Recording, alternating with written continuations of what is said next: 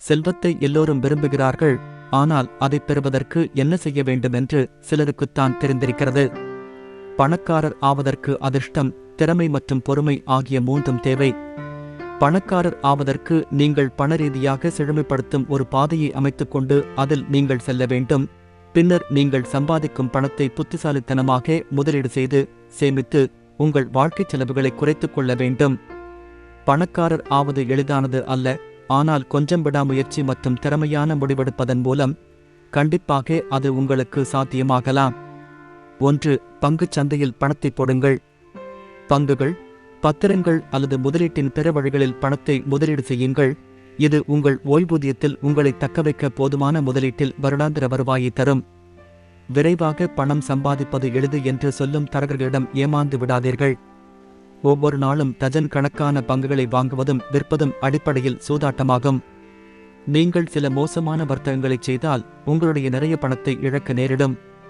பணக்காரர் ஆகஸ்ட் இது நல்ல வழி அல்ல, மாறாக நீண்ட காலத்திற்கு முதலீடு செய்ய கற்றுக்கொள்ளுங்கள்.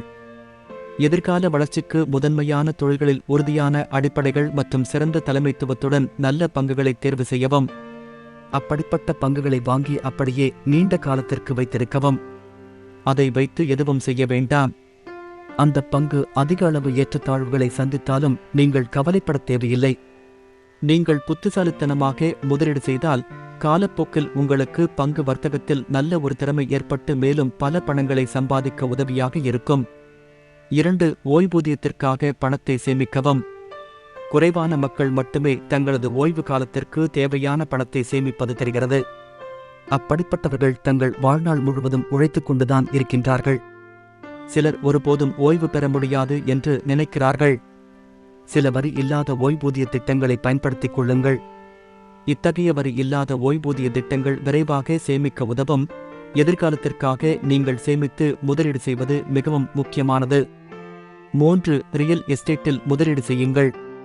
நிலையான சொத்துக்களான வாடகை சொத்துக்கள், அதாவது மாதம் மாதம் நமக்கு வாடகையாக வரும் சொத்துக்கள். நாம் உறங்கும் பொழுது கூட இந்த வழி நமக்கு சம்பாதித்து கொடுத்து கொண்டிருக்கும்.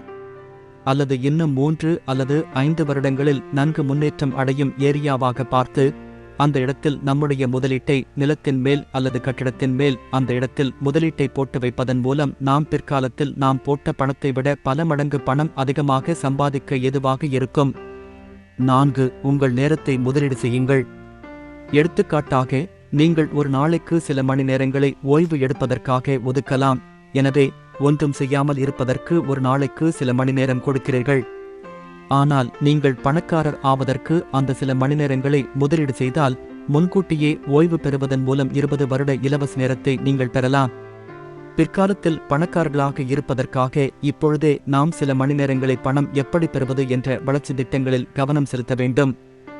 5. விரைவாக தேய்மானம் ஏற்படக்கூடிய கொள்முதல்களை தவிர்க்கவும். அதிகமான தேய்மானம் ஏற்படக்கூடிய கார் மற்றும் வாகனங்களை முதலீடு செய்வதை பற்றி யோசித்து முதலீடு செய்ய வேண்டும். ஏனெனில் இன்று நாம் முதலீடு செய்யும் பணமானது ஒரு சில ஆண்டுகளில் அதன் பாதி அளவு கூட நமக்கு வருவதில்லை. ஒரு காரில் 50,000 செலவழிப்பது சில நேரங்களில் வீணாக கருதப்படுகிறது. ஏனெனில் நீங்கள் அதில் எவ்வளவு வேலை செய்தாலும் 5 ஆண்டுகளில் அது பாதியாக இருக்காது. ஒரு பொருளை தயாரிக்கக்கூடிய ஒரு இயந்திரத்தின் மேல் நாம் முதலீடு செய்தோமானால் அந்த இயந்திரத்தின் வழியாக நமக்கு வருடத்திற்கு வருமானம் அதிகரிக்கிறது.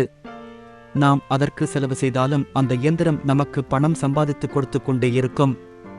ஆனால் வாகனம் போன்ற கார் போன்ற வாகனங்களில் அதிக அளவு முதலீடு செய்வதன் மூலமாக நாம் சுமார் 5 வருடங்களுக்கு பின்னால் நாம் முதலீடு செய்த பணத்தில் பாதி கூட நமக்கு கிடைக்காது.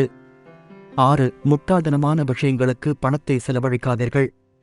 வாழ்க்கை நடத்துவது கடினம். ஆனால் நீங்கள் கடினமாக உழைத்து சம்பாதித்த பணத்தை நீங்கள் செலவழிக்கும் விஷயங்கள் தேவையற்றதாக இருக்கும் பொழுது அது கடினமாகவும் வேதனையாகவும் இருக்கிறது. நீங்கள் பணம் செலவழிக்கும் விஷயங்களை மறுபரிசீலனை செய்யுங்கள். நாம் செலவழிக்கும் பணம் உண்மையிலேயே நமக்கு உபயோகமானதா, நாம் செலவழிப்பதில் ஏதாவது அர்த்தம் உள்ளதா என்று பார்த்து அதை செலவிட வேண்டும். நீங்கள் பணக்காரர் ஆக திட்டமிட்டால் நீங்கள் அதிக பணத்தை செலவிட விரும்பாத சில விஷயங்கள் இங்கே உள்ளன. கேசினோக்கள் மற்றும் லாட்டரி சீட்டுகள். அதிர்ஷ்டசாலி சிலர் பணம் சம்பாதிக்கிறார்கள், மீதமுள்ளவர்கள் அதை இழக்கிறோம். சிகரெட் போன்ற தீமைகள். அதிக புகைப்பிடிப்பவர்கள் தங்கள் பணத்தை புகையாக மட்டுமே பார்க்கின்றார்கள். பிற்காலத்தில் நோயாக அவர்களுக்கு வருகிறது.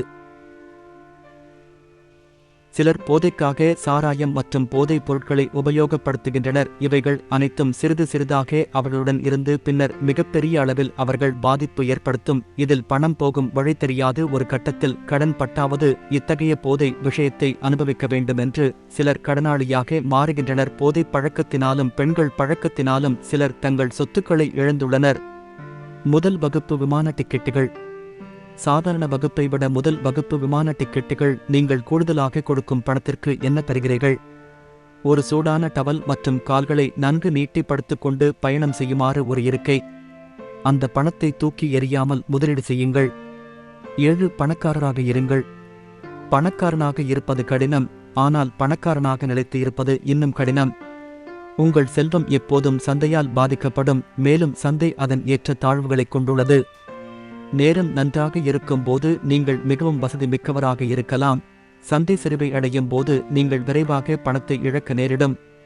உங்கள் வேலையில் உங்களுக்கு பதவி உயர்வு அல்லது சம்பள உயர்வு கிடைத்தால் அதில் இருந்து கிடைக்கும் அதிகப்படியான வருவாயை செலவு செய்யாமல் ஏதாவது ஒரு வழியில் அதை சேமிக்க வேண்டும்.